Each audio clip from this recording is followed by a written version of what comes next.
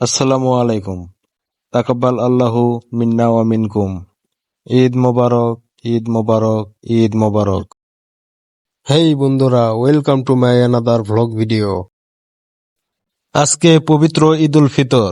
আমাদের ঈদগাহ মাঠের আজকে ইমামতি করবেন আব্দুল্লাহ আল আমিন, ঢাকা। তিনি প্রথমে কুরআন ও হাদিস থেকে কিছু আলোচনা পেশ করেন।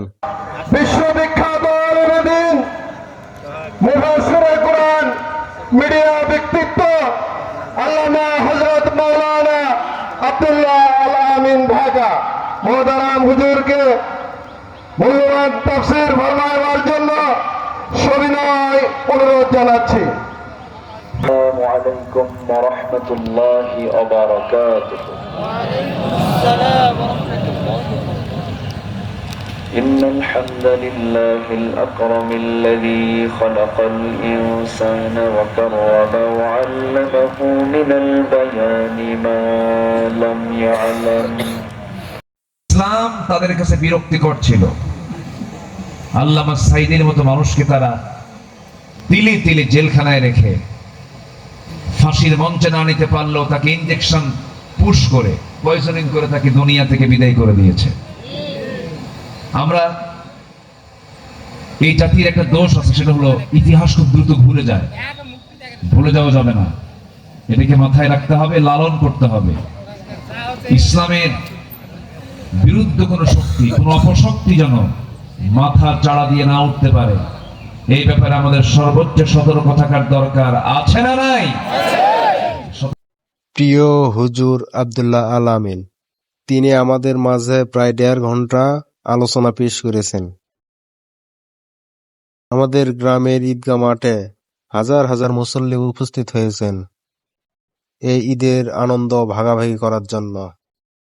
বিশিষ্ট তারকা বক্তাদেরকে নিয়ে আমরা এই ঈদগাহ মাঠে একটি তাফসীর মাহফিল করতে চাই। সেক্ষেত্রে আপনার সহযোগিতাটা আমরা কামনা করছি, যেখানে আপনি সহ সারা বাংলাদেশের হাতে গোনা 5 জন তারকা বক্তা থাকবে। তাদের উপস্থিতিতে, তাদের সরব উপস্থিতি এই এলাকার মানুষের হৃদয়ের খোরাক যোগাবে ইনশাআল্লাহ। একই সাথে প্রিয় ভাইয়ের সুমধুর কণ্ঠে একটি আমরা ইসলামী সঙ্গীত শুনতে চাই। আপনারা কি শুনতে চান?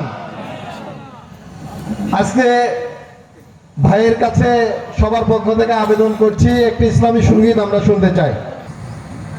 সে কোন বন্ধু বলো বেশি বিশ্বস্ত, সে কোন বন্ধু বলো বেশি বিশ্বস্ত, কার কাছে মন খুলে দেয়া যায়, কখনো ব্যথা দিতে জানে না, যে জনকে বলি মুছে দেয় বেদনা, সুস্থ তার নাম আহমদ, বড় বিশ্বস্ত। পরিশেষে আমরা ঈদের নামাজ আদায়ের জন্য দাঁড়িয়ে পড়ি এবং সুন্দরভাবে ঈদের নামাজ আদায় করি। ঈদ মানে মিলন, ঈদ মানে শান্তি, সবার মুখে হাসির ঝলক, আনন্দ।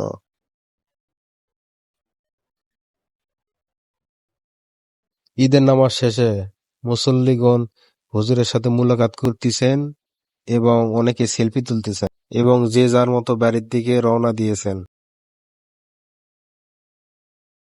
নামাজ শেষে আমাদের গ্রামের ছেলেরা কাজে ব্যস্ত হয়ে পড়েছেন। আপনারা দেখতে পারছেন কত শত হাজার মুসল্লি উপস্থিত হয়েছেন।